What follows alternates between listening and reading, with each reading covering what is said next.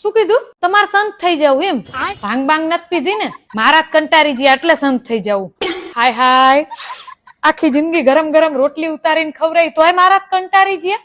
હૈસે તાણ, આનથી વધારે હું નહીં કરી શકું. જાવું હોય જાવ, જાવા વાળાને આજ સુધી કોઈ રોકી શકું હે? પણ મને એમ કહો, સંત થવાના એકે લખણ હે તમારામાં? સવાર કેટલા 9 વાગે ઉઠો હો અને એ હું 4 વાર ઉઠાડવા આવું ને તાણે ઉઠો હો. સંતનું જીવન કેવું હોય? એકદમ સીધું સાદું અને મોહ માયા વગરનું હોય. અને આ તો બ્રાન્ડેડ કપડા પહેરવા, આઈફોન વગર હાલતું નહીં. આ આયલા ફટ લઈને આબુ. પછી સંત થઈએ કે? હું તો કહું તમે સંત નહીં, સંતના સેવક થઈ જાવ ને તોય ગંગા નાયા.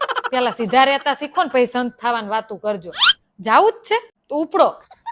તમને કહું, પણ તમારે ક્રેડિટ કાર્ડ ને ડેબિટ કાર્ડ ને બધું આપતા જઈજો અને પાસવર્ડ આપવાનું ના ભૂલતા.